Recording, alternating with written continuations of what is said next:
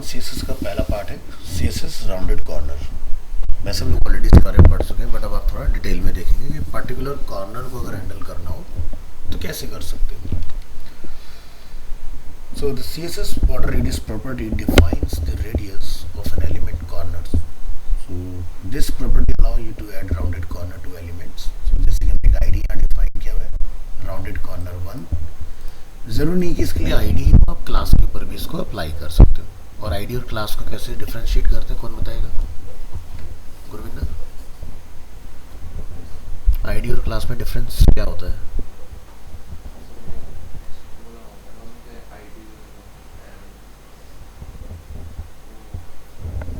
तुम बताओ। हाँ हाँ हाँ, ठीक है। तो क्लास अगर होगा तो यहाँ पर डॉट होगा, तो अगर हम लोग यहाँ पर हैश को हटा के डॉट प्लेस कर दें तब भी ये इफेक्टिव होगा। बट जहाँ एग्जीक्यूट करा रहे हो वहाँ पर फिर क्लास इक्वल टू होगा, तब ये वर्किंग होगा। चलिए, तो बॉर्डर रेडियस हमने कितना डिफाइन किया? 25 पिक्सल्स, यानी कि ये चारों साइड से अप्लाई होगा। जैसे आप ये देख रहे हैं इस फील्ड के ऊपर, तो इसी तरह से आपको डिस्प्ले होने वाला है। कॉर्नर 2 की अगर हम लोग बात करते हैं यहाँ पर, ठीक है, तो यहाँ भी हमने 25 पिक्सल डाला हुआ है। एंड कॉर्नर 3 की अगर बात करते हैं, यहाँ भी हमने 25 पिक्सल्स का ही यूज़ किया है। एक यहाँ पर आप देखोगे फिल के ऊपर हमने अप्लाई किया है, एक हमने बॉर्डर के ऊपर अप्लाई किया है, एक हमने इमेज के ऊपर अप्लाई किया है। तो कहीं पर भी अप्लाई किया जा सकता है, ठीक है। टिप क्या है? The border radius property is actually a short hand property for the border top left, border top right, border bottom right and border bottom left, ठीक है। यानी कि मैं अलग अलग भी कॉर्नर को कंट्रोल कर सकता हूँ इस तरह से। CSS border radius specify each corner, ठीक है। लाइक अगर आप 4 वैल्यू डिफाइन करते हैं बॉर्डर रेडियस में, 15 pixel, 50 pixel, 30 pixel and 5 pixel. तो फर्स्ट वैल्यू आपको जो टारगेट करेगा वो होगा टॉप लेफ्ट कॉर्नर। सेकंड जो 50 पिक्सल्स होगा वो टॉप राइट कॉर्नर के लिए होगा। 30 पिक्सल्स जो हम लोग देख रहे हैं वो बॉटम राइट कॉर्नर के लिए होगा। And 5 pixels bottom left corner. तो ये टॉप लेफ्ट से शुरू होकर बॉटम लेफ्ट पर आके एंड होता है। अगर हम यहाँ पर 3 वैल्यू डिफाइन कर रहे हैं, इस केस में आप यहाँ पर देखेंगे first value again top left, second value जो होगा आपका वो टॉप राइट होगा, और थर्ड वैल्यू होगा बॉटम लेफ्ट। एंड जो थर्ड वैल्यू है वो बॉटम राइट कॉर्नर के लिए भी एप्लीकेबल होगा। 2 वैल्यू तो बहुत सिंपल है, ठीक है, top left and bottom right, and second value top right and bottom left. And 1 value यानी कि चारों साइड से इक्वल होगा। तो आप यहाँ पर इन सभी के डेमो देखिए, अलग अलग हमने डिफाइन किए हुए, ठीक है। तो यहाँ पर आप देखोगे 15 ये आपका लेफ्ट टॉप हो गया, टॉप लेफ्ट हो गया, 50 राइट के लिए हो गया, राइट टॉप के लिए, 30 आपका राइट बॉटम के लिए हो गया, एंड 5 टॉप लेफ्ट के लिए हो गया। तो इस तरह से आप अलग अलग रिजल्ट देख सकते हो। Next, you could also create elliptical corner. इसके लिए आपको यहाँ पर इस तरह से लिखना होगा इसको 50 pixel divide 15 pixel, 15 pixel divide 50 pixels, और ये हमने 50% डिफाइन किया हुआ है। तो यहाँ पर आप देखेंगे कॉर्नर को हम लोग इस तरह से एलिप्टिकल भी करा सकते हैं, ठीक है।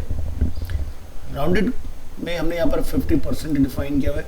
परफेक्ट सर्कल अगर आप अचीव करना चाहते हो तो आपको एक चीज़ का ध्यान रखना होगा, वैल्यू 1:1 होनी चाहिए। तब आपका 50% लिखने से परफेक्ट सर्कल क्रिएट होगा। नेक्स्ट है बॉर्डर में इमेज। अभी तक हम लोग बॉर्डर में जो प्री डिफाइंड हमारे 8 to 9 स्टाइल्स होते हैं वो यूज़ कर रहे थे, जैसे कि solid, dotted, dash, double, groove, ridge, inset, outset, है ना। अब आप बॉर्डर में अपना खुद का कोई इमेज भी पास कर सकते हो, ठीक है। So with the CSS border image property, you can set an image to be used as the border around an element. The CSS border image property allows you to specify an image to be used instead of the normal border around an element. So the property has 3 parts: the image to use as the border, where to slice the image, and slice means कहाँ पर हमें इस design को cut करना है, ठीक है। Define whether the middle sections should be repeated or stretched. तो हम बीच वाले पोर्शन को यहाँ पर रिपीट भी करा सकते हैं और इसको स्ट्रेच भी कर सकते हैं। So we will use the following image called border.png। ये हमारे पास इमेज है, इस इमेज को हम लोग रिपीट करने वाले हैं।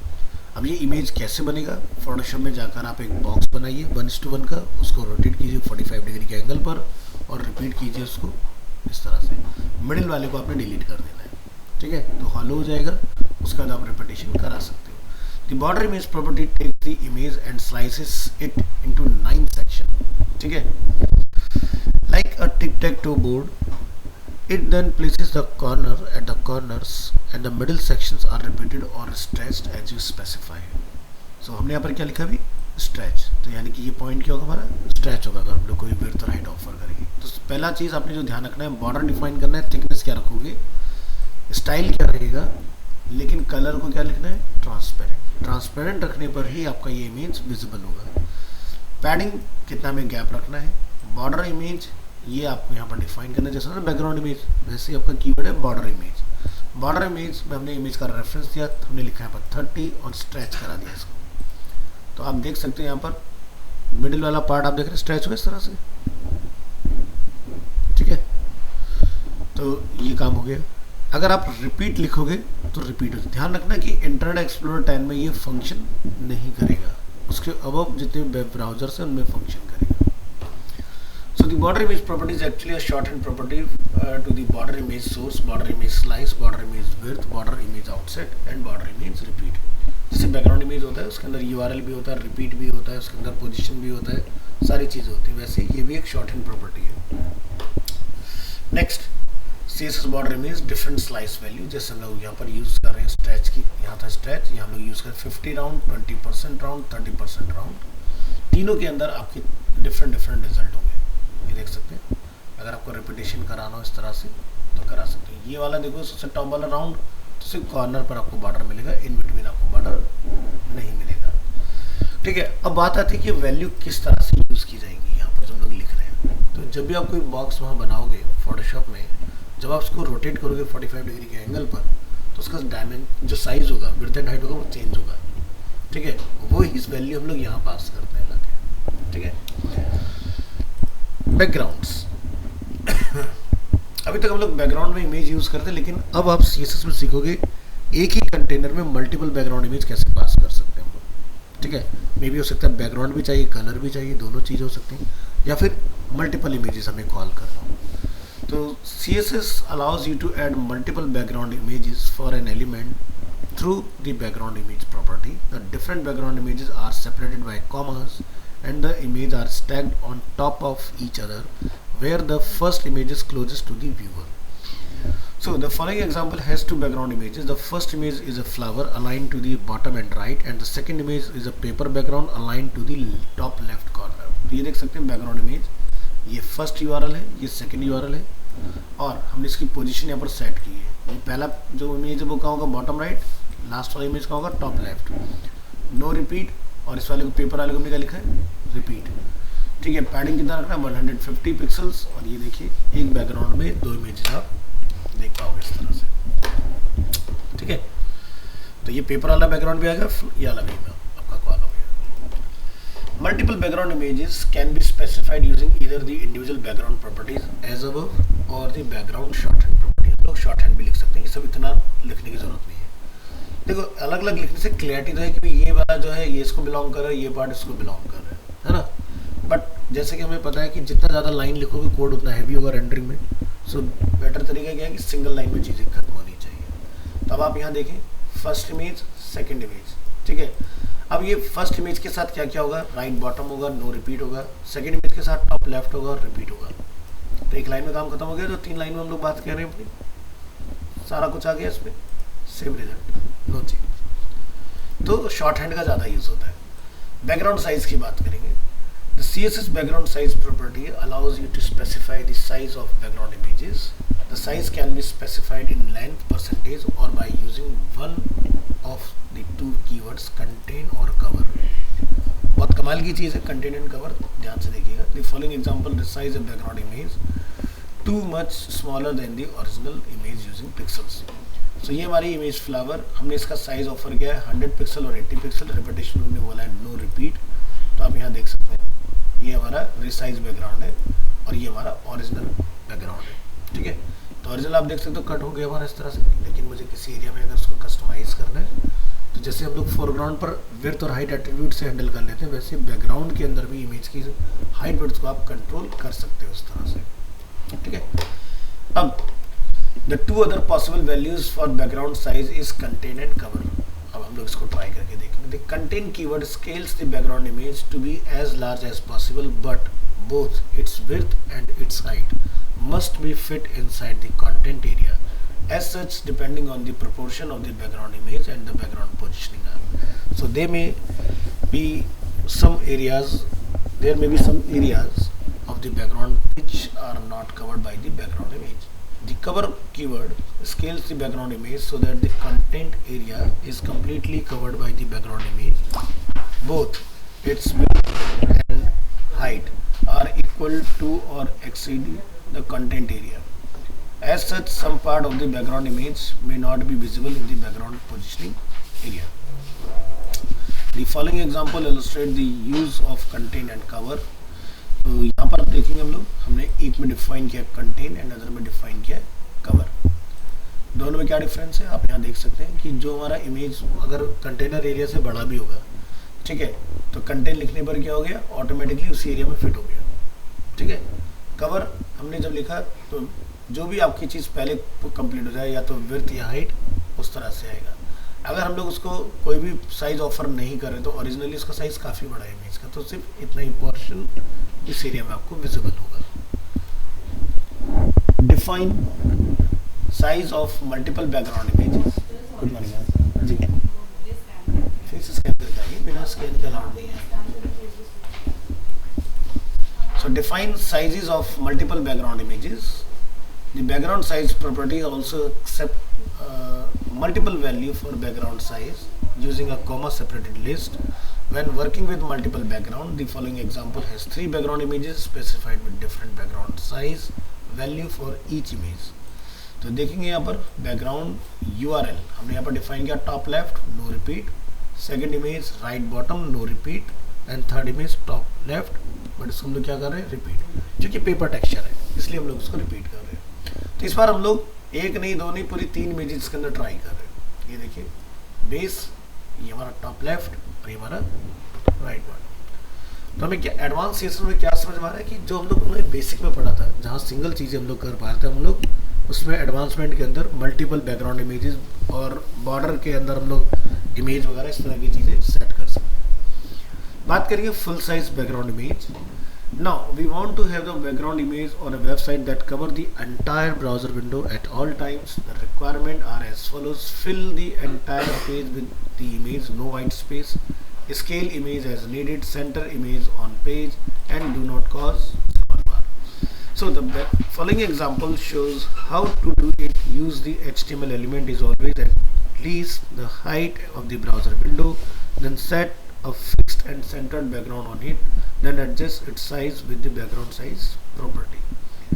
So यहाँ पर आप देखेंगे हमने एक इमेज कॉल किया है, इमेज अंडरस्कोर मैन, हमने सेंटर में इसको रखा है, क्या लिखा है, फिक्स्ड। फिक्स्ड कीवर्ड का यूज हम लोग पहले ही देख चुके हैं। क्या होता है, आपका बैकग्राउंड इमेज होता है वो लॉक हो जाता है, वो मूव नहीं होता, पेज के साथ स्क्रॉल नहीं होता है। नो रिपीट यानी कि रिपीटेशन नहीं होगा किसी भी एक्सिस में, ना तो एक्स ना ही वाई। कवर हमने ऐसे मेंशन किया हुआ है। अब आप यहाँ देखो ये इमेज बैकग्राउंड में सेट है अपना इस तरह से। लेकिन अगर मैं यहाँ से इसको पेज को छोटा या बड़ा करता हूँ, ठीक है, तो आप देख रहे हो इमेज प्रोपोर्शनली स्केल हो रहा है हमारा इसके अंदर। ऐसा नहीं कि इमेज खराब हो जा रहा हो, स्ट्रेस तो नहीं हो रहा ना, प्रोपोर्शन मेंटेन है। नेक्स्ट हीरो सेक्शन के थ्रू एग्जांपल समझेंगे। You could also use different background properties on a div to create a hero image as a large image with text and place it where you want. तो again हमने इस image को यहाँ पर call किया, centre रखा है, no repeat रखा है, कवर किया है, हाइट रखा है 500, पोजीशन है रिलेटिव। और ये देखिए यहाँ पर भी आपका टेक्स्ट और इसके ऊपर हमने कुछ मैटर वगैरह अपना लिखा हुआ है जो कि आपको डिस्प्ले हो रहा है इस तरह से। तो हीरो सेक्शन किसी भी पेज का जो टॉप एरिया होता है, जो बेसिकली उस पेज के लिए डेडिकेटेड होता है, जहाँ से हमें उस पेज का मेन हाईलाइट पता चलता है। Background origin property specifies where the background image is position. तो जैसे कि होता है बॉर्डर बॉक्स, पैडिंग बॉक्स और कंटेंट बॉक्स। हमने इन तीनों में से अभी तो कौन सा यूज किया है, क्या काम करता है बॉर्डर बॉक्स? भी आपको पता है।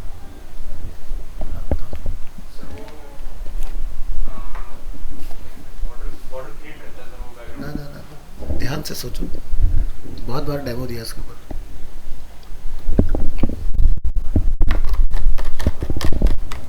याद करो बॉक्स साइजिंग। मान लीजिए कि मेरे पास एक बॉक्स है जिसका विड्थ और हाइट है 200 बाई 100 और आपने अगर उसको पैडिंग ऑफर किया तो पैडिंग क्या होता है, टोटल विड्थ में एड ऑन होता है। बॉक्स साइजिंग बॉर्डर बॉक्स क्या करता है, उसी एड ऑन एरिया को एलिमिनेट करता है। पढ़ा है ना मैंने इसके बारे में, आया था। चलिए, तो इसके बारे में लिखा था background image start from the upper left corner of the border padding box. This is a default value. The background image start from the upper left corner of the padding edge and content box. The background image start from the upper left corner of the content. तो यहाँ पर हम देखो इसके पास demo देखने वाले हैं। हमने पहले वाले पार्ट को डिफाइन किया कंटेंट बॉक्स। डिफॉल्ट क्या होता है, पैडिंग बॉक्स। कंटेंट बॉक्स लिखने पर क्या होगा, यहाँ पर आप देखिए नो बैकग्राउंड ओरिजिन, यानी कि पैडिंग बॉक्स इज डिफॉल्ट। ठीक है, यानी कि अगर आपने यहाँ पैडिंग वगैरह कुछ डिफाइन किया तो इमेज है पैडिंग से शुरू होगा। अगर मैंने डिफाइन किया बॉर्डर बॉक्स तो इमेज जो बॉर्डर का एरिया वहाँ से शुरू होगा, यानी कि बॉर्डर चला गया ना इमेज। ध्यान से देखो दोनों डिफरेंस, इस इमेज को ध्यान से देखिए और इस इमेज को ध्यान से देखिए, बॉर्डर के नीचे जा रहा है। थर्ड क्या है, कंटेंट बॉक्स, यानी कि पैडिंग सब कुछ छोड़ेगा वो और वो देखेगा मैटर कहाँ से शुरू हो रहा है, तो वहाँ से इमेज आपकी शुरू होगी। तो आप बैकग्राउंड में इमेज की 3 पोजीशन भी कंट्रोल कर सकते हो अलग अलग। डिफॉल्ट क्या होता है, पैडिंग बॉक्स, यानी कि जहाँ तक पैडिंग होगा वहाँ से इमेज फिल होगा। तो कई बार ऐसी रिक्वायरमेंट होती है मुझे खाली एरिया में इमेज नहीं डालना है, लेकिन जितनी जगह में मैटर है वहाँ पर चाहिए, तो आप लिख सकते हो कंटेंट या फिर border box. Next, background clip. तो क्लिप समझते हैं हम लोग क्या होता है, जैसे आप करते हैं पावर क्लिप वगैरह या मास्किंग, क्लिप मास्क। चलिए देखेंगे। The CSS background clip property specifies the painting area of the background.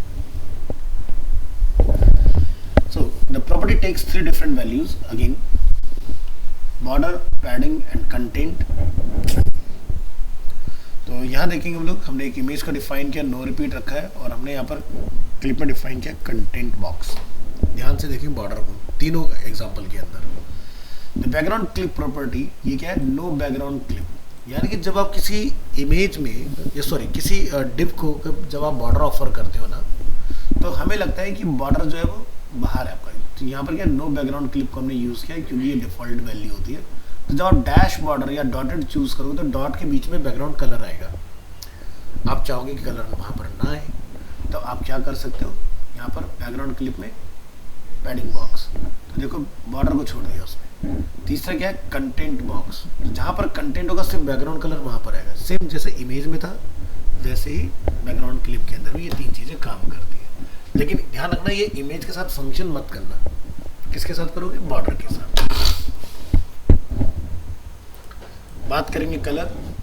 Colour again आपका एक रिवीजन है, ठीक है। तो जैसे आप देख सकते हैं CSS supports 140 colour name, hex value, RGB value, HSLA and opacity. तो ये तो आपको पता है, इनको बताने की जरूरत नहीं है। RGBA में आप देखेंगे कलर जो होते हैं कुछ इस तरह से डिफाइन किए जाते हैं। A स्टैंड फॉर अल्फा, यानी कि ट्रांसपेरेंसी को अगर आप कंट्रोल करना चाहते हो उस केस में। So RGBA color values are an extension of RGB color value with an alpha channel which specifies the opacity of a color. And RGBA color values is specified with RGBA like red, green, blue, alpha. The alpha parameter is a number between 0.0 यानी कि fully transparent and 1.0 means fully opaque. ठीक है, तो इसी के बीच में आप इसको मूव करोगे। लाइक आपको 20% करना है तो 0.2 यानी कि 20% हो जाएगा। तो जैसे 30% है तीनों में। और एग्जांपल अगर आप रन करेंगे इसका तो यहाँ देख सकते हैं कलर आपका ट्रांसपेरेंट हो रहा है। HSL इसको बोलते हैं hue saturation and lightness. HSL values is specified with hue saturation and lightness. यहाँ पर जो फर्स्ट वाला पार्ट होगा हमारा, hue is a degree on the colour wheel from 0 to 360। Colour wheel आप सभी को पता है, ठीक है। सो 0 और 360 is red 120 is green, 240 is blue. Saturation is a percentage value, यानी कि कितना मुझे सैचुरेट करना है, जैसा फोटोशॉप में कंट्रोल यू करके किसी भी कलर की इंटेंसिटी कम या ज़्यादा करते हो। And lightness is also part of percentage, 0 is a dark side and 100% is a white side.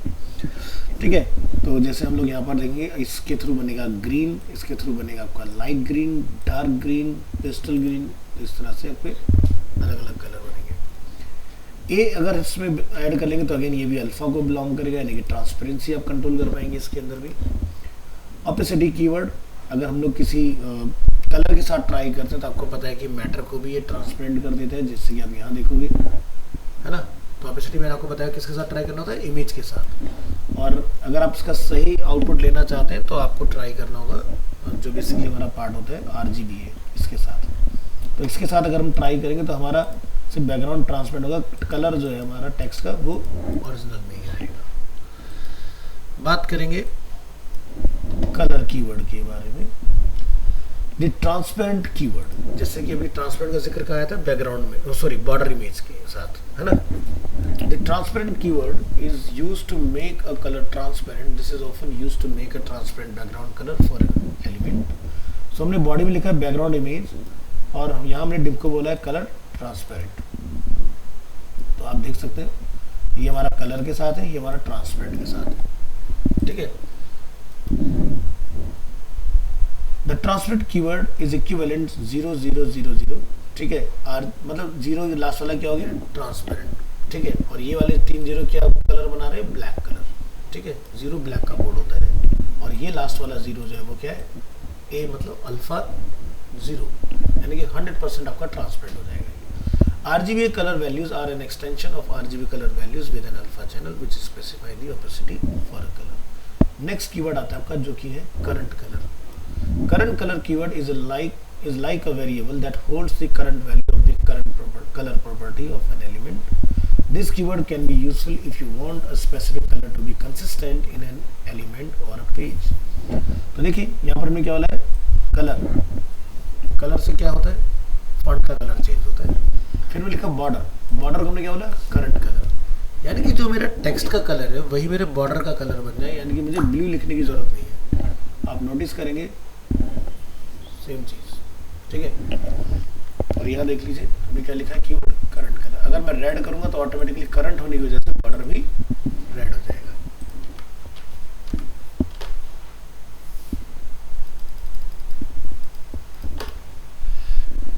दूसरा एग्जांपल देखेंगे, हमने बॉडी को ऑफर किया है कलर ग्रीन।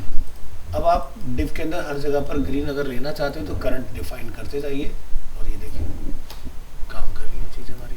तो हमने यहाँ पे लिखा है बॉक्स शैडो, जिसमें हमने करंट कलर का यूज़ किया, हमने बॉर्डर के अंदर करंट कलर का यूज़ किया है। एक और प्रॉपर्टी आती है इनहेरिट। इनहेरिट जो कि हमें पता है, जो पेरेंट के पास होगा वो चाइल्ड के पास होगा ऑटोमेटिकली। तो हमने डिव को यहाँ पर कलर क्या दिया, बॉर्डर में रेड, स्पैन का हमने क्या वाला, इनहेरिट। तो इसकी जो भी प्रॉपर्टी है, 2 पिक्सल सॉलिड रेड, वो अपने आप स्पैन एलिमेंट पर भी डिस्प्ले होगी। आपको देखो ये स्पैन एलिमेंट है तो इसके ऊपर सेम स्टाइल आ रहा है ना। ये हमने इन बिटवीन स्पैन एलिमेंट का यूज किया है, और ये स्पैन टैग की कोडिंग है जिसमें इनहेरिट मेंशन है। तो ये इसने इनहेरिट लिया कैसे, कि जिसके अंदर स्पैन होगा उसी का कलर वो लेगा। ठीक है, अब जैसे मान लीजिए अगर मैं स्पैन यहाँ देखो लिख रहा हूँ, मैंने क्या लिखा है यहाँ पर स्पैन एलिमेंट, तो इसका पेरेंट के पास क्या था, डॉटेड, तो देखो उसने डॉटेड ऑप्ट कर लिया, यानी कि हर जगह यही वाला कलर आएगा। नहीं, चाइल्ड पार्ट जिस पेरेंट के अंडर में होगा उसके हिसाब से वर्क करेगा। नेक्स्ट बहुत ही बढ़िया पार्ट है आपका ग्रेडियंट्स, जो आप लोग फोटोशॉप वगैरह में, इलस्ट्रेटर में बनाते हो, हम लोग CSS से भी अचीव कर सकते हैं। तो मेरे ख्याल से नाम 2 के तो आपने सुन रखे, लीनियर और रेडियल। तीसरा है कॉनिक। कॉनिक का नाम सुना है, नहीं सुना होगा, लेकिन एंगुलर का नाम सुना होगा फोटोशॉप के अंदर, तो उसी को यहाँ पर कॉनिक बोला जाता है। और कॉनिक का जो कीवर्ड होता है वो आपको मिलता है कोरल ड्रॉ के अंदर, वहाँ उसका पूरा नेम होता है कॉनिकल। ठीक है, तो कॉनिकल में क्या होता है, आप लोगों ने मैथमेटिक्स में देखा होगा, है ना। तो चलिए ये क्या करता है, जब इसके अंदर कोई कलर हम लोग डिफाइन करते हैं तो उसका इन बिटवीन सारे कलर तो स्मूथ होंगे, लेकिन जहाँ से शुरू होगा और जहाँ एंड होगा वहाँ एक हार्ड लाइन क्रिएट करता है।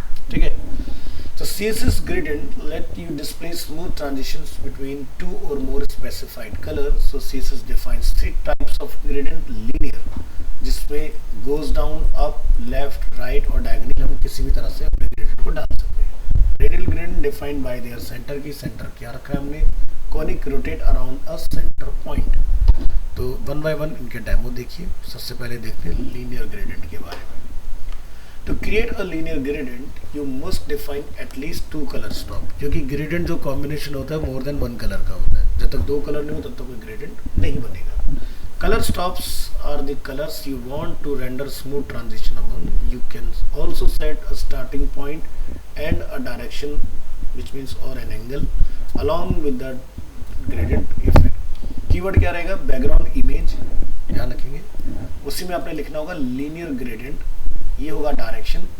नहीं भी लिखे तो भी काम करेगा. दो वैल्यू जो उसको चाहिए आपसे वो क्या है? Colour 1 and colour 2. ठीक है. तो हमने यहाँ पर सेट किया डायरेक्शन टॉप टू बॉटम, जो कि है डिफॉल्ट. आप लिखें या ना लिखें, तो हमने यहाँ पर क्या लिखा है? रेड और येलो. तो नोटिस करेंगे ग्रेडियंट बना यहाँ पर, तो ये टॉप टू बॉटम, क्योंकि रेड टॉप हो गया, येलो बॉटम हो गया. इसी तरह से लेफ्ट टू राइट करना है तो आप क्या लिखेंगे? To right. तो लेफ्ट में रेड होगा, राइट में येलो होना चाहिए. ठीक है. क्या लिखा हमने keyword? To right. Direction diagonal. ठीक है. You can make a gradient diagonally by specifying both the horizontal and vertical position. The following example shows a linear gradient that start at top left and goes to bottom right. It starts with red and transitioning to yellow.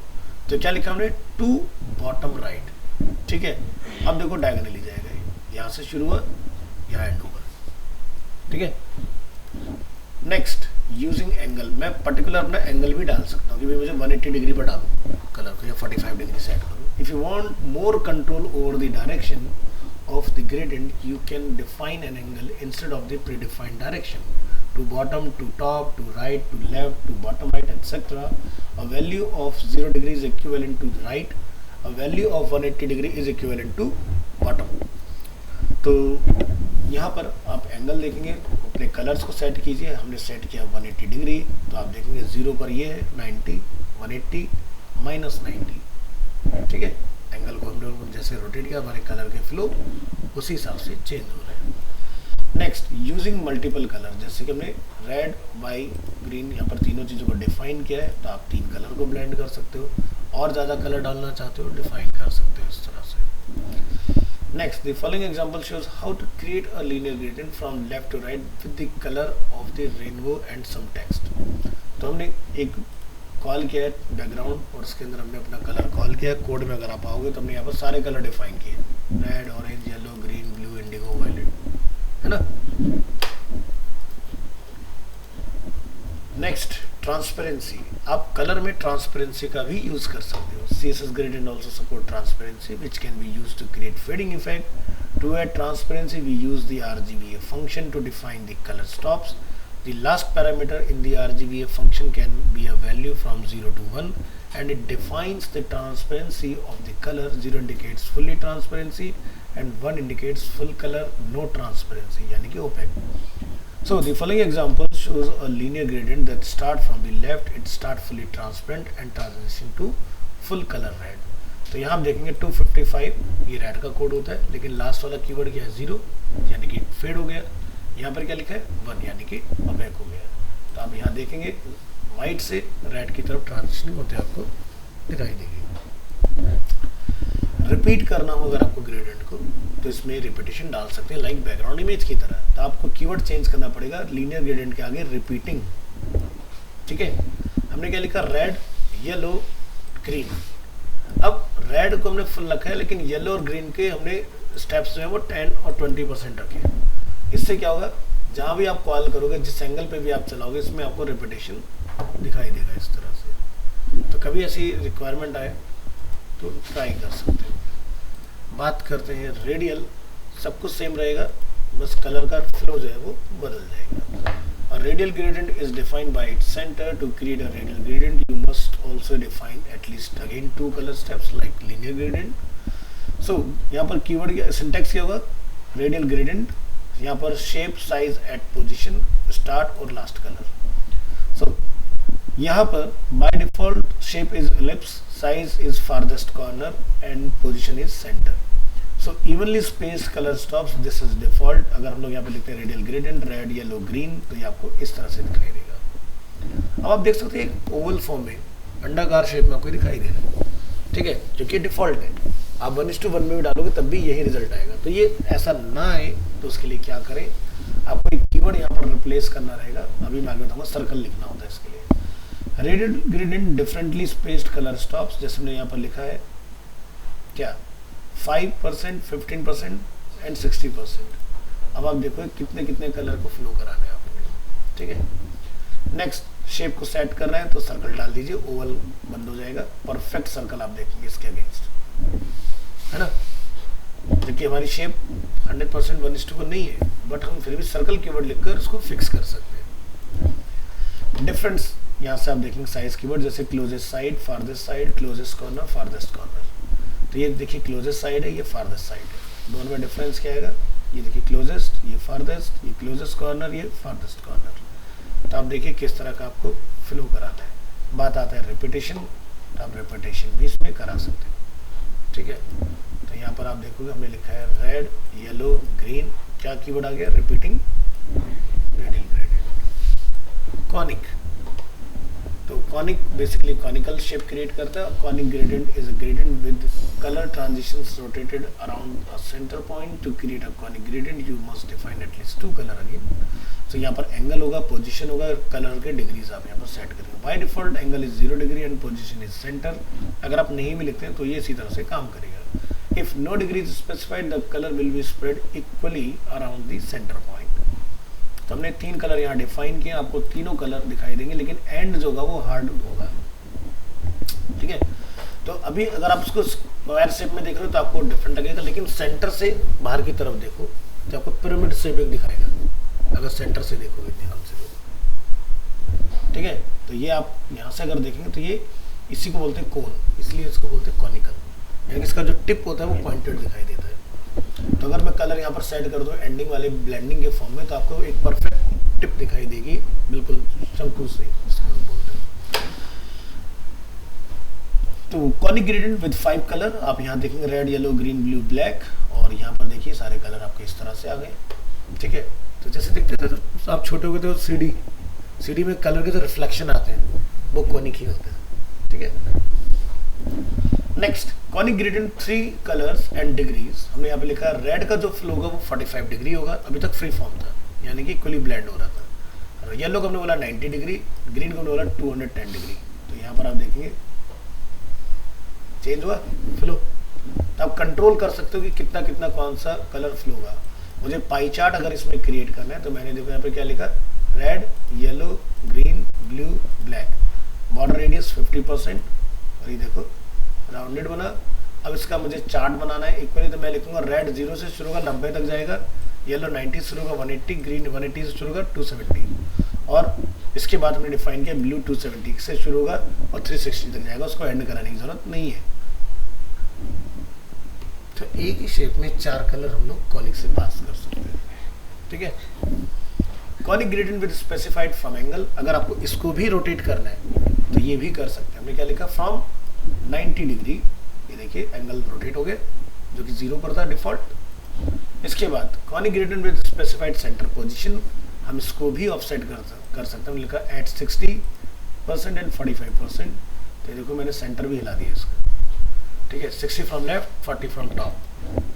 Repeating a conic gradient, हम इसको भी repeat करा सकते हैं. Keyword आ जाएगा again repeating, और आप देखेंगे यहाँ पर इस तरह से क्रिएट. और repeating conic gradient with defined colour start and colour stop. तो ये देखिए 0 से 10 तक जाएगा, ये 10 से 20, 20 से 30, और ये देखिए रिपीटेशन. तो ये सारे आप काम ग्रेडियंट के साथ कर सकते हैं. बट बात आती है कि कौन सा ग्रेडियंट सबसे ज़्यादा यूज में आता है. तो रेडियल और लीनियर सबसे ज़्यादा आपको यूज में मिलेंगे. तो जब हम लोग प्रैक्टिकल करेंगे तो आप देखेंगे भी इस चीज़ को. बात करेंगे शैडो इफेक्ट की. तो शैडो 2 चीज़ों में आप बना सकते हो, एक टेक्स्ट के साथ और एक बॉक्स के साथ. बॉक्स किसी भी तरह का हो सकता है, वो कोई इमेज हो सकता है, कोई डिप कंटेनर हो सकता है. टेक्स्ट यानी कि टेक्स्ट के ऊपर ही काम करेगा सिर्फ. So with CSS you can add shadow to text and to elements. CSS text shadow property applies shadow to text. It in its simplest use you only specify the horizontal shadow 2 pixels and the vertical shadow 2 pixels. तो देखो text shadow में अगर हमने 2 pixel लिखा है, 2 pixel x axis 2 pixel y axis offset कर दिया हमने इसको, तो रिजल्ट आएगा डबल शैडो इफेक्ट इस तरह से। ऑलरेडी बेसिक हम लोग पढ़ चुके हैं पहले भी इस चीज़ का। इसके बाद हमें इसमें कलर सेट करना है। हमने रेड कलर डाला है तो देखो ब्लैक के पीछे सॉलिड रेड कलर आपको इस तरह से विजिबल होगा। इसको फेड करना है तो हमने यहाँ पे लिखा है 2 पिक्सल्स। ये क्या है, ब्लर इफेक्ट, कितना ब्लर करना चाहते हैं शैडो को, तो देखो अभी ब्लर हो गया तो हार्डनेस नहीं दिखाई देगी आपको। इसके बाद आप यहाँ पर इसमें कोई ब्लैक कलर वगैरह का शैडो बनाना चाह रहे हो तो मैंने कलर को रखा है वाइट, शैडो को किया ब्लैक, तो ये देखो इस तरह से एक एलिवेशन क्रिएट करेगा टेक्स्ट के अंदर, है ना।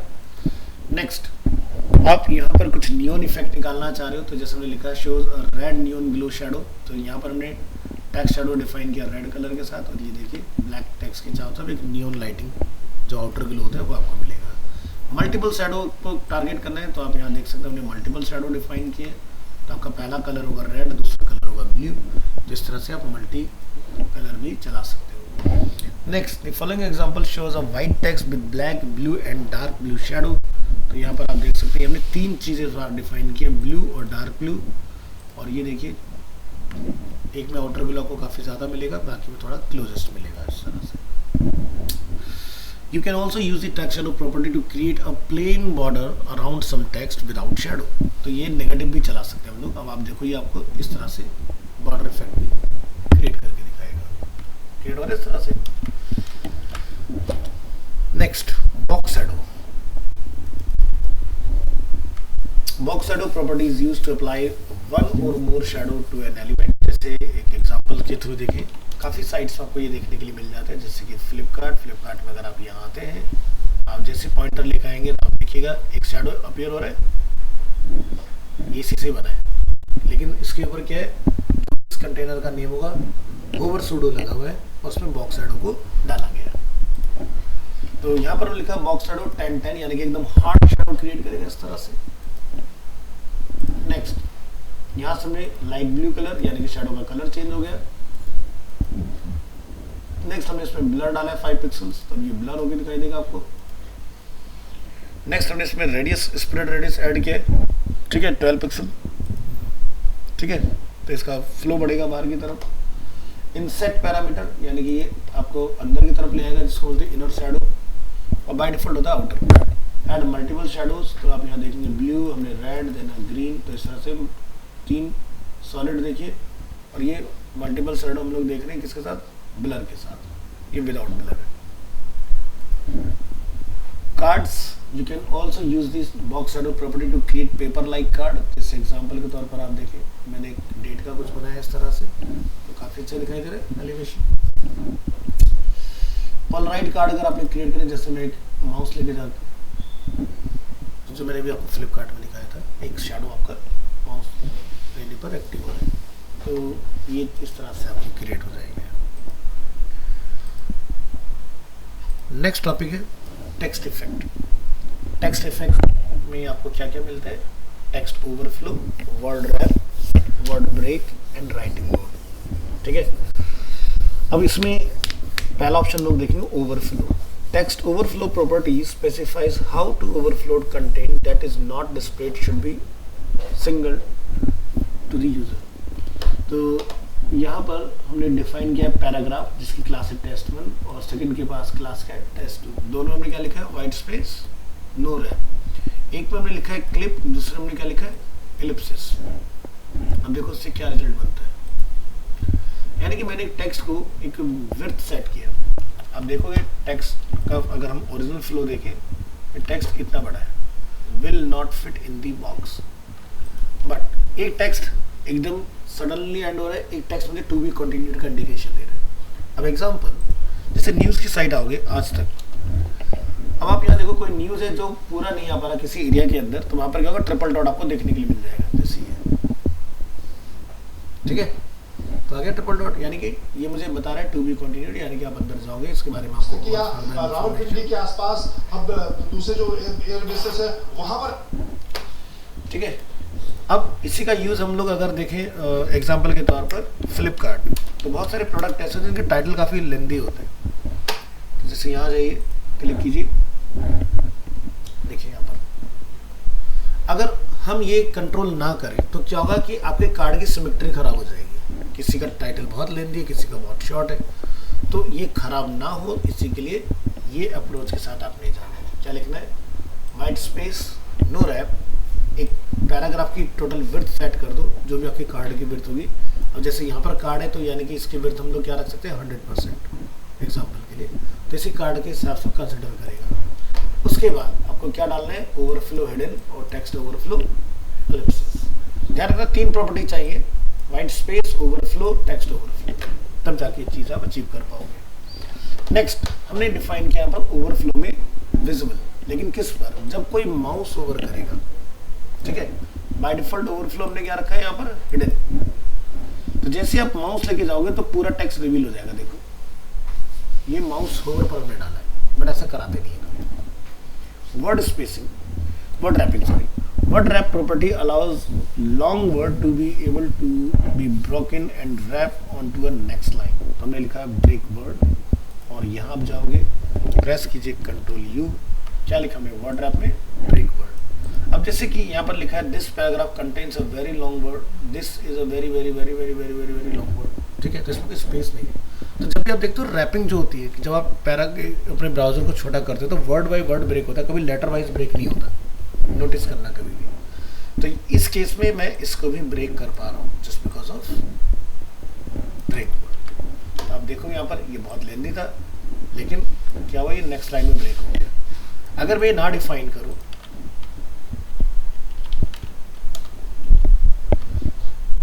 इधर आइए, कंट्रोल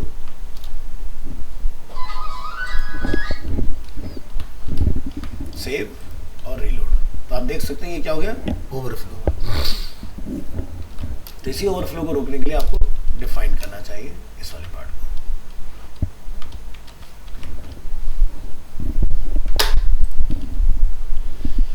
नेक्स्ट है वर्ड ब्रेकिंग। तो यहाँ पर आप ऑप्शन देखें वर्ड ब्रेक, इसमें क्या है, कीप ऑन और ब्रेक ऑन। चलिए दोनों के एग्जांपल देखेंगे। द वर्ड रैप प्रॉपर्टी, यहाँ पर लिखा the line will break at hyphens. ठीक है, तो आप देख सकते हैं हाइफन पर ब्रेक हुआ। This paragraph contains some text, the line will break at any character. तो देख रहे हो, अब यहाँ पर मुझे कंटिन्यूटी का पता नहीं चल रहा, तो यहाँ पर हमने पर्पसली हाइफन इसमें ऐड किया। ये कीप ऑल क्या करता है, जहाँ भी उसको हाइफन मिलेगा वहीं से ब्रेक करेगा। ब्रेक ऑल अगर डालोगे तो कहीं से भी ब्रेक हो जाएगा। ठीक है,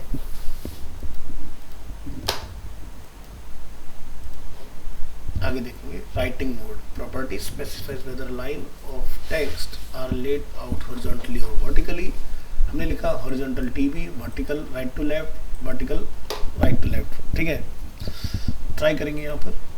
ये देखो टेक्स्ट को मैं वर्टिकल भी घुमा सकता हूँ इस तरह से, और इस तरह से पूरी लाइन को भी आप रोटेट कर सकते हो। क्या किया हमने इसके अंदर, ये हॉरिजॉन्टल, ठीक है, पानी की जो डिफॉल्ट है आप लिखें या ना लिखें, some text with default writing mode. इस वाले पार्ट में हमने सिर्फ टेस्ट 2 स्पेन को हमने टारगेट किया है, जहाँ पर टेस्ट 2 क्लास हो उसको वर्टिकल राइट टू लेफ्ट करो। और थर्ड वन में हमने क्या करा, पूरे पैराग्राफ को टेस्ट 2 को रोटेट करके देखा है यहाँ पर। तो देखो पूरा लाइन रोटेट हो गया, यहाँ से स्पेसिफिक पार्ट रोटेट हो रहा है।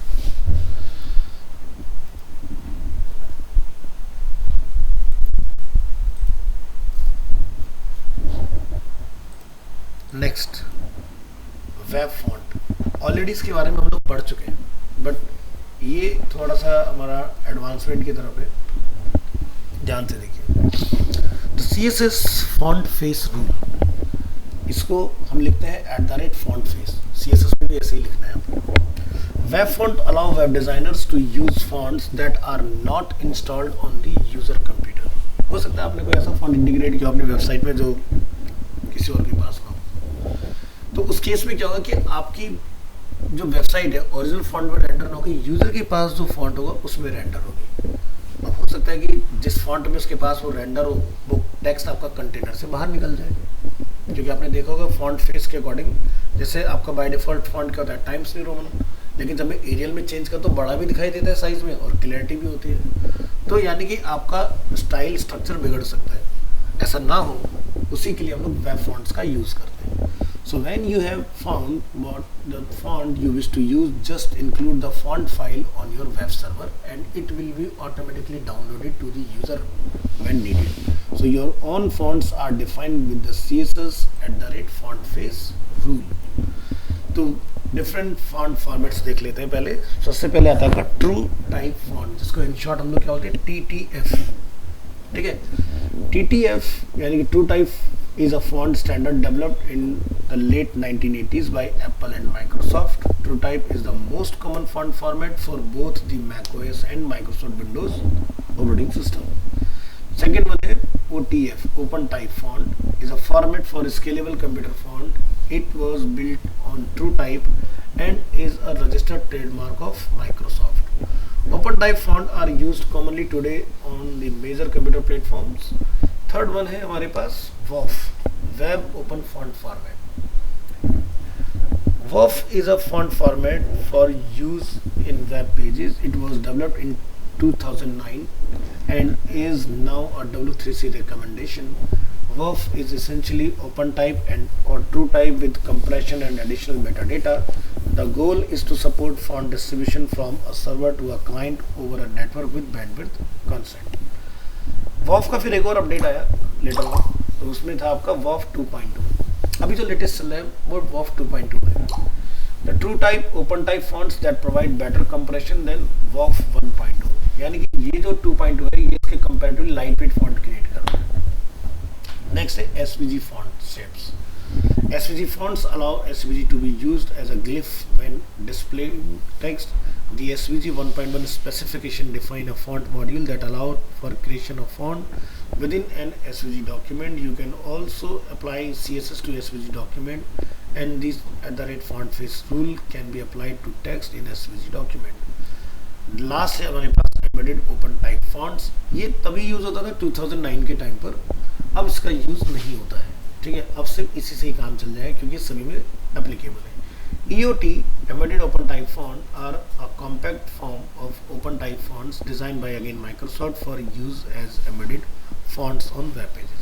क्या था कि अर्लियर जब 2008 में बीटा फेज लॉन्च हुआ HTML5 का, तो उसके साथ एक्सपेक्टेशन बढ़ी और नए नए फॉन्ट इंटीग्रेशन वगैरह आए। अब क्या होता था कि ये जो फॉन्ट्स हम लोग यहाँ देख रहे हैं ये सभी फॉन्ट सभी को सपोर्ट नहीं करते थे ब्राउजर्स को। तो किसी में WOF चलता था, किसी में SVG चलता था, किसी में EOT चलता था, किसी में TTF चलता था। ठीक है, तो सभी ब्राउजर का मतलब जो रिक्वायरमेंट वो पूरा हो जाए इसलिए 4 फॉन्ट ऐड करने पड़ते थे। अब हमें ये सब करने की ज़रूरत नहीं है, सिंगल से हमारा काम हो जाएगा। तो ब्राउजर सपोर्ट देख लीजिए, TTF या OTF आपका देख सकते हैं एज 9.2, क्रोम 4.2, फायरफॉक्स 3.5, 3.1, 10.2।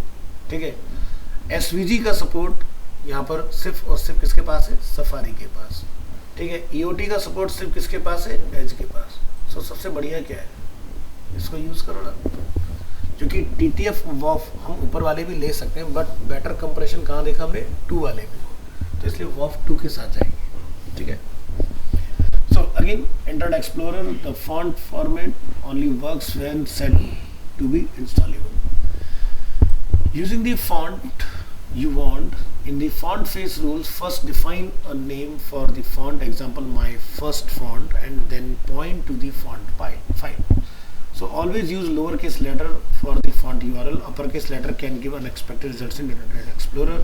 So आप देखिए ये इस तरह से लिखना है आपको, कोई क्लास का नेम नहीं है, @font face। फॉन्ट फैमिली कुछ भी रख सकते हो, संता वंता रोहन मोहन कुछ भी डिफाइन करो। यहाँ पर जाओ, सोर्स पे लिखिए अपने फॉन्ट का नेम और यहाँ से उसका फॉर्मेट बताओ क्या रखना है। तो देखो आपने जो यहाँ फॉन्ट का नेम बताया है ना, ठीक है, तो यहाँ पर फैमिली हमने क्या रखा है, फर्स्ट फॉन्ट। तो जहाँ भी इंटीग्रेट करोगे इसको नहीं करना है, इसको करना है। तो हमने डिस्को क्या बोला, फॉन्ट फैमिली चेंज हो जाए, माई फर्स्ट फॉन्ट। तो आपको फटिको जो फॉन्ट है वो आपका इंटीग्रेट होगा, देखो चेंज हो गया इस तरह से। नेक्स्ट बोल्ड वगैरह अगर आपको करना है तो आप फॉन्ट फेस में ही डिफाइन करोगे, तो नीचे ऑटोमेटिकली बोल्ड वगैरह आपका जहाँ भी आप डालना चाहोगे अप्लाई हो जाएगा। तो यहाँ पर हमने सेंसेशन बोल्ड फॉन्ट का यूज़ किया है। The file sensation_bold.waf is another font file that contains the bold characters for the sensation font. Browser will use this whenever a piece of text with the font family my first font should render as bold. So this way you can have many font face rules for the same font.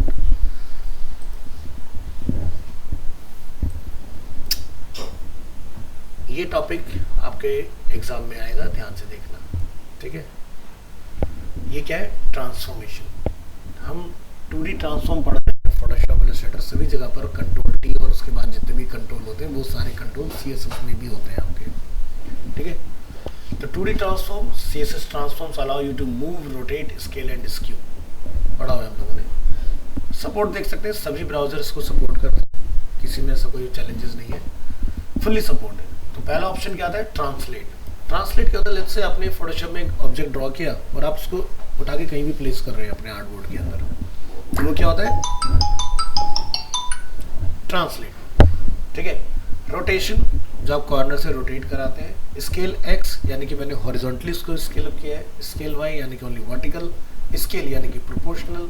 Skew जो हम लोग बीच से पूरे इसको tilt कर देते हैं, ठीक है। और स्क्यू वाई जो है आपका वो वर्टिकल के लिए हो जाएगा। स्क्यू यानी कि एक्स और वाई दोनों एक साथ। मैट्रिक्स यानी कि फ्री फॉर्म, हम इसमें कर सकते हैं सारी चीजें एक साथ, मतलब समझेंगे। Translate method moves an element from its current position according to the parameters given to the x and y axis। तो आप यहाँ देखिए अपने div को बोला है transform, translate 50 pixels and 100 pixels. 50 हो गया x, 100 हो गया y। तो यहाँ आप देखें 50 एंड 100, हमने पोजीशन चेंज किया इसका। अब ये काम करने के लिए मुझे कोई पोजीशन एब्सोल्यूट वगैरह कराने की जरूरत नहीं होती। 2D ट्रांसफॉर्म का काम ही होता है, डायरेक्ट अप्लाई होता है। यही काम अगर मुझे पोजीशन से करना होता तो हम इस डिव को क्या बोलते? बॉडी को बोलते रिलेटिव, इसको बोलते एब्सोल्यूट, लेफ्ट से लिखते 50, टॉप से लिखते 100, समझ गए। बट इस केस में यहाँ पर ये इस लाइन के बाद डायरेक्टली एग्जीक्यूट हो जाएगा। Next, rotate. Rotate method rotates an element clockwise और counter clockwise according to a given degree. So by default ये पॉजिटिव साइड की तरफ चलता है। ये देखेंगे आप डिफॉल्ट, ये देखिए 20 डिग्री पर रोटेट हो गया हमारा इस तरह से। Using negative values will rotate the element counter clockwise. मैंने इसको दिया -20, तो आप देख सकते हैं ये सेंटर से नेगेटिव साइड की तरफ रोटेट हो जाएगा। Scale method increase and decrease the size of an element according to the parameter given for the width and height.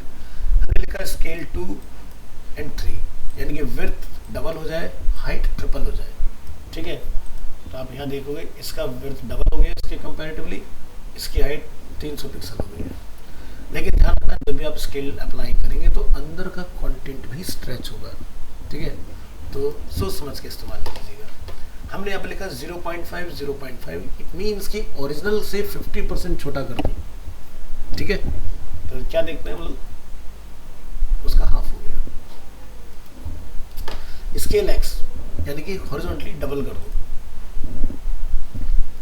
Scale Y, ठीक है। तो जैसे हमने क्या लिखा 0.5, तो छोटा हो जाएगा हॉरिजॉन्टली।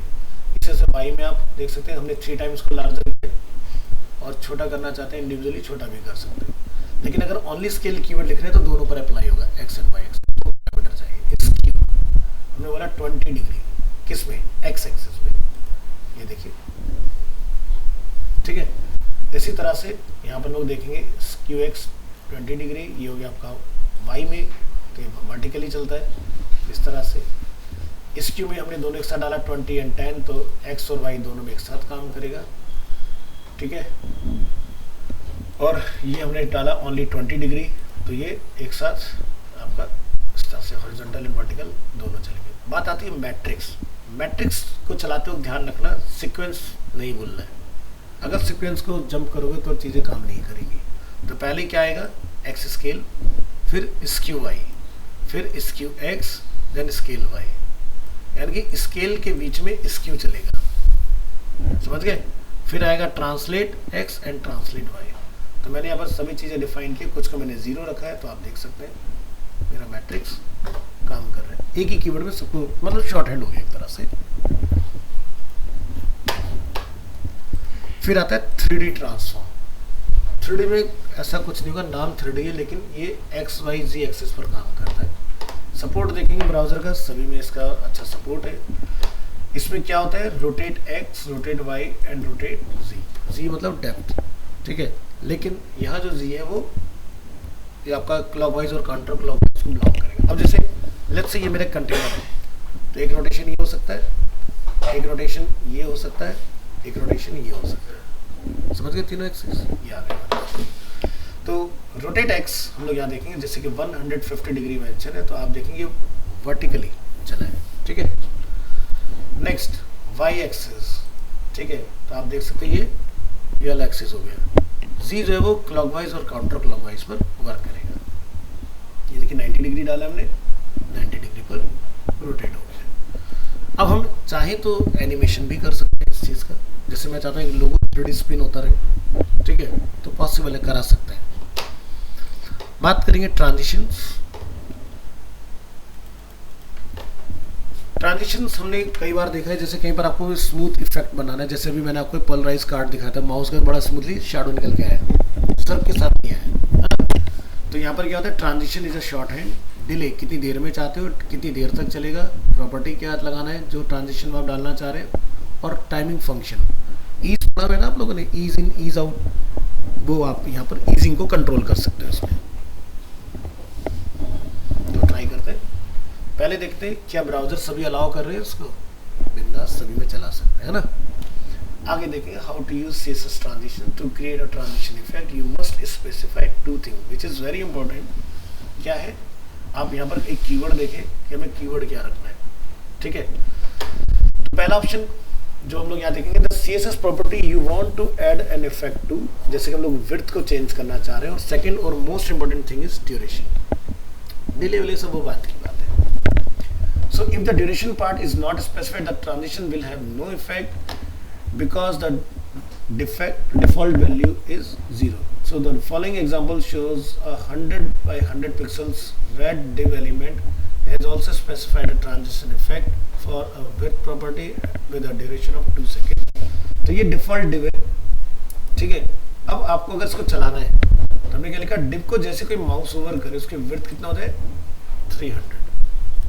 तो क्या देखते हैं हम लोग, ट्रांजिशन की हेल्प से इस तरह से स्केल हो गया। माउस आउट करेंगे वापस अपनी ओरिजिनल पोजीशन में रिटर्न आ जाएगा। चेंज सेवरल प्रॉपर्टीज और वैल्यूज, तो हमने यहाँ पे लिखा जैसे विड्थ को चेंज होने में 2 सेकंड का टाइम लगना चाहिए और हाइट को एग्जीक्यूट होने में 4 सेकंड का टाइम लगना चाहिए,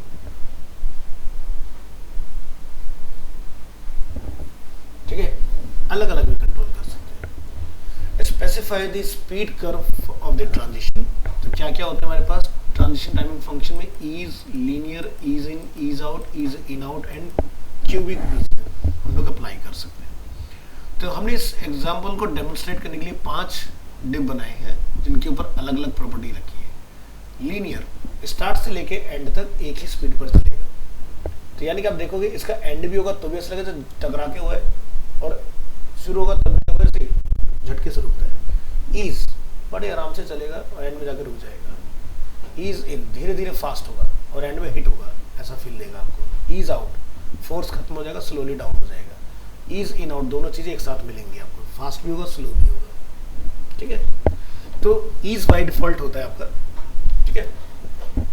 आप लेकिन किसी का चेंज करना चाहते हो अपने हिसाब से कर सकते हो। डिले, डिले में हमने लिखा 1s, यानी कि 1 सेकंड के बाद एग्जीक्यूट हो, माउस रखिए 1 सेकंड के बाद ये अपना इफेक्ट दिखाएगा आपको। तो कहीं रिक्वायरमेंट हो तो ट्राई करेंगे। ट्रांजिशन प्लस ट्रांसफॉर्मेशन क्या दोनों पॉसिबल है? यस।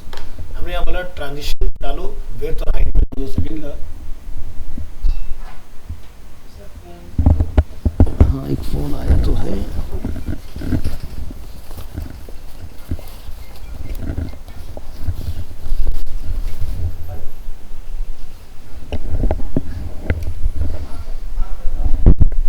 ठीक है, तो यहाँ पर हम 3 चीजें ट्राई कर रहे हैं।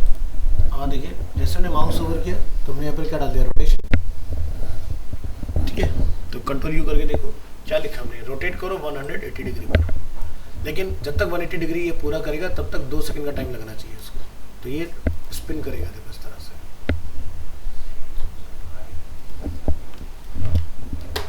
बाकी विड्थ और हाइट अपने माउस ओवर पे सेट की क्या। सर उसमें हाइट में वगैरह में 2 सेकंड सब में लिखा हुआ है। हाँ तो हमने विड्थ और हाइट सबको चेंज किया ना। आपको लगता है कि ट्रांसफॉर्म को 4 सेकंड लगने चाहिए, बढ़ा दो टाइम, क्या दिक्कत है। मतलब इसमें कोई दिक्कत है क्या 2 सेकंड लिखने में। नहीं। मोर ट्रांजिशन एग्जांपल, तो जैसे कि हम लोग यहाँ बोल रहे हैं एक साथ कि भाई प्रॉपर्टी क्या है, विड्थ को चेंज करना है, सिर्फ 2 सेकंड का टाइम लगेगा, ड्यूरेशन जो रहेगा लीनियर इफेक्ट रहेगा और 1 सेकंड के बाद में शुरू होगा। तो अलग अलग भी हम लोग डिफाइन कर सकते हैं। अभी तक जो आपने देखे थे शॉर्ट हैंड थे, यही सेम चीज आप शॉर्ट हैंड में भी ट्राई कर सकते हो।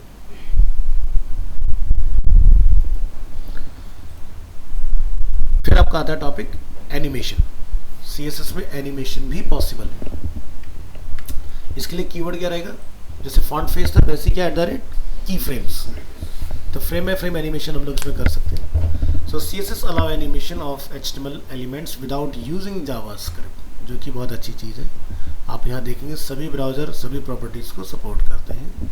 तो ये जो प्रॉपर्टी आप यहाँ देख रहे हो इनको अलग अलग लिख लो चाहो तो, या फिर एक ही उसमें डिफाइन कर सकते हो एनिमेशन के अंदर, है ना। तो नेम से पता चला है भाई एनिमेशन का नेम क्या है। ड्यूरेशन अभी आप समझ ही चुके हो, डिले भी आपको पता चल गया। इटरेशन काउंट कितनी बार होगा वो, ठीक है। क्योंकि मान लो मैंने एक एनिमेशन बनाया तो वो 1 टाइम चला, या अगर मैंने उसको लूप में एनिमेट पढ़ के आया हो ना, तो एनिमेट में क्या होता है कि टाइमलाइन जैसे एंड होती है फिर से रिपीट हो जाती है, ठीक है। अगर रोकना है तो स्टॉप लिख देते हैं हम लोग उसके एंड में। तो इटरेशन काउंट। इसके बाद डायरेक्शन। डायरेक्शन का मतलब क्या होगा कि भाई वो फॉरवर्ड चलेगा या बैकवर्ड चलेगा। अब जैसे अगर आपने एक ऑब्जेक्ट को लेफ्ट से राइट की तरफ मूव किया तो लेफ्ट से राइट ही जाएगा, बट मैं यहाँ पर उसका डायरेक्शन उल्टा भी कर सकता हूँ। हाँ, टाइमिंग फंक्शन आप डाल सकते हैं, जो कि अभी हम लोगों ने देखा, ईज इन ईज आउट वगैरह। फिल मोड हम लोग यहाँ से चेंज कर सकते हैं। 1 बाय 1 समझते हैं कैसे काम करते हैं। So what are CSS animations? An animation lets an element gradually change from one style to another. जैसे एक कलर से दूसरे कलर में चेंज हो जाए या एक जगह से दूसरी जगह मूव हो जाए, ये सब चीज़ें पॉसिबल है। So you can change as many CSS properties you want as many times as you want. To use CSS animation, you must first specify some keyframes for the animation. So keyframes hold what style the element will have at certain times. तो इसके लिए rule use करना है keyframes. When you specify CSS style inside the keyframes rule, the animation will gradually change from the current style to the new style at certain times. To get an animation to work, you must bind the animation to an element. So यहाँ आप notice करें हमने एक div बनाया हुआ है जिसका width और height मेंशन है, बैकग्राउंड कलर मेंशन है, एक हमने कीवर्ड ऐड किया है एनिमेशन का नेम। क्या लिखा है? एग्जाम्पल, कुछ भी लिख लो। अगेन एनिमेशन का ड्यूरेशन, कितना टाइम लगेगा उसको एग्जीक्यूट करने में? 4 सेकंड का टाइम। क्या होगा? तो हमने लिखा है @keyframes रूल, एनिमेशन का नेम, एग्जाम्पल, क्या लिखा? फ्रॉम, बैकग्राउंड कलर शुरू जो होगा वो रेड से होगा और एंड जो होगा वो येलो पर होगा। जैसे टाइम खत्म होगा 4 सेकंड का, वापस वो झटके के साथ रेड हो जाएगा। फिर से चला के देखो,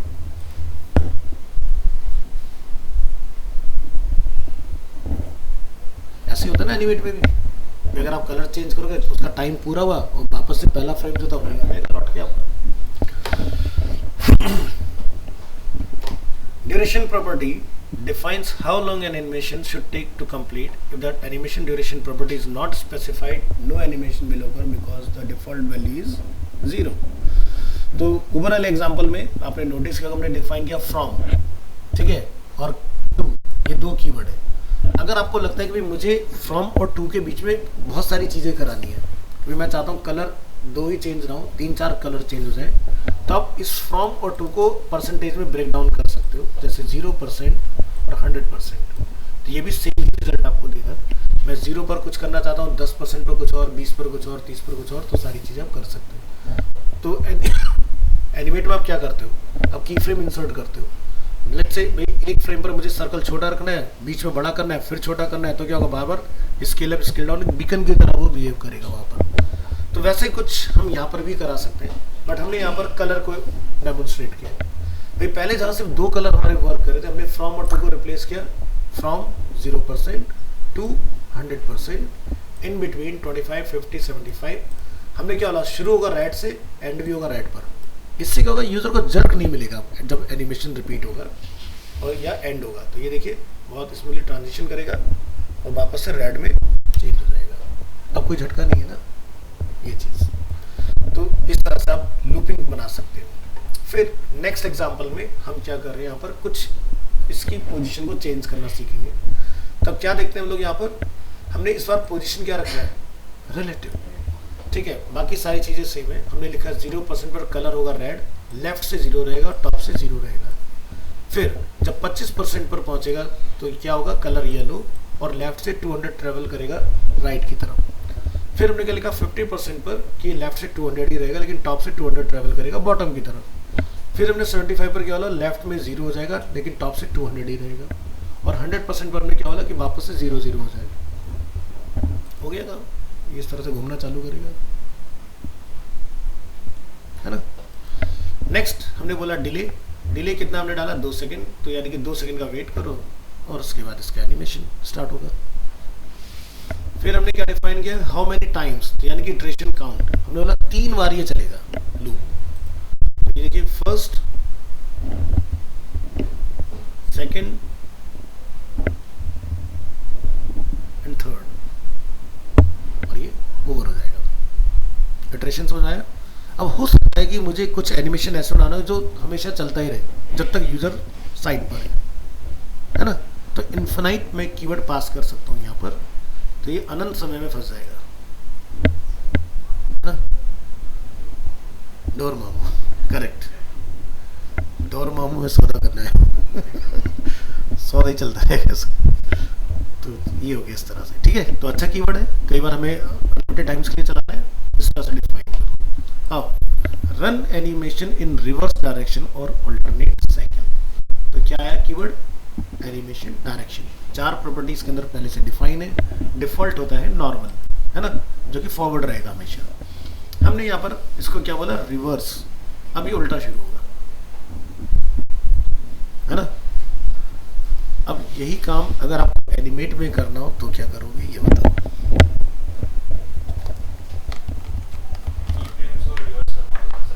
वेरी गुड। वहाँ पर पूरी टाइमलाइन में जितने की फ्रेम बनाए सबको सेलेक्ट, राइट क्लिक, रिवर्स की फ्रेम, तो आपका एनिमेशन रिवर्स हो जाएगा। रोहित ऐसे ही होता है ना, कुछ और है, पक्की बात। टाइप्स ऑफ फ्रेम कितने होते हैं एनिमेट में,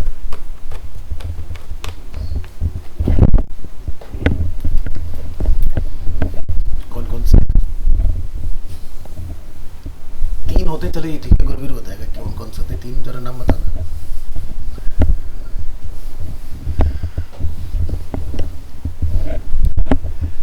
अच्छा चलिए होता है, फ्रेम और की फ्रेम में क्या फर्क होता है?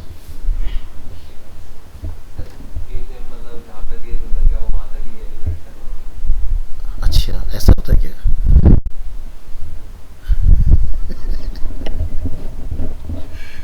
की फ्रेम वो होता है जिसके ऊपर कुछ बना होता है, अगर कुछ नहीं बनाया होता है फ्रेम, ठीक है। अगर हमने कुछ बनाया है तो वो होता है की फ्रेम, ठीक है। अच्छा किसी फ्रेम को कॉपी करना है तो कौन सी शॉर्टकट की होती है? एक फ्रेम को दूसरे फ्रेम पर कॉपी करना हो तो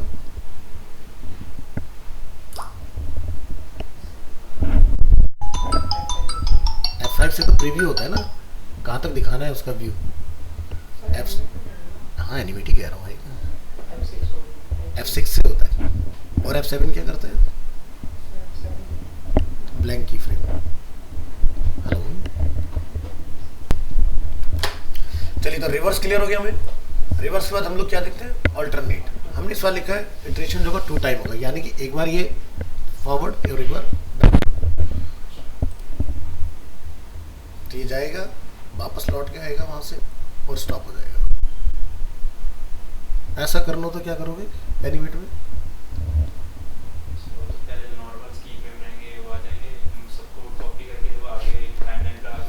हाँ तो जो पहले डिफॉल्ट आपने बना लिया वेजिटेज रहेगा, उसी की कॉपी ऑल्ट के साथ ड्रैग करके बना दोगे और उसी को रिवर्स मार दोगे, वहाँ से वो रिवर्स हो जाएगा। फिर आता है हमारे पास अल्टरनेट रिवर्स। इसका मतलब क्या हुआ, रिवर्स चलेगा और फिर सीधा लौट के वापस उसी जगह पर आ जाएगा, यानी कि इस बार बिगिनिंग उल्टी होगी, रिवर्स, ठीक है।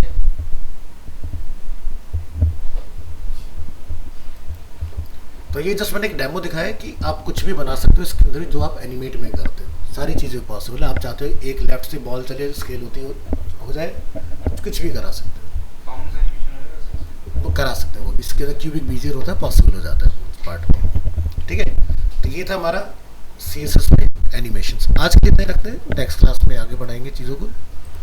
ठीक है, तो ये जो मैंने अभी लास्ट की चीज़ें पढ़ाई हैं आपकी ट्रांसफॉर्मेशन से लेके, ये सब एग्जाम में आएंगी आपकी, इसलिए पहले ही बता दिया। क्या? हाँ बिल्कुल लिखना पड़ेगा। तो कैसे समझाओगे वहाँ पर?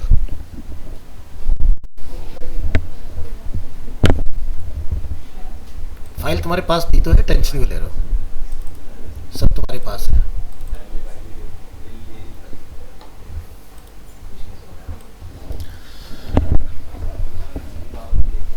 Next tool tip. Tool tip क्या होता है? जैसे हम लोग रिलोड के ऊपर माउस लेकर आते हैं, यहाँ पर एक टिप आगे लिखा रिलोड दिस पेज। तो create tool tips with CSS। तो जैसे कि मैं एक डेमो आपको दिखा देता हूँ पहले, कि मैंने लिखा होवर ओवर मी। तो क्या लिखा रहा है? टूल टिप टेक्स्ट लिखा रहा है, माउस आते। तो वैसे तो अगर देखो तो फंडामेंटल आपको ऑलरेडी क्लियर है कि भाई बाय डिफॉल्ट वो डिस्प्ले नन है, माउस ओवर पर डिस्प्ले ब्लॉक है। ठीक है, इतना सा इसका फंडामेंटल है, कोई इसमें जावास्क्रिप्ट वगैरह हमने नहीं लगाई हुई है। तो ये वाला पार्ट हम लोग नेक्स्ट क्लास में कंटिन्यू करेंगे। आज के लिए ओवरलोड हो जाएगा नहीं तो वहाँ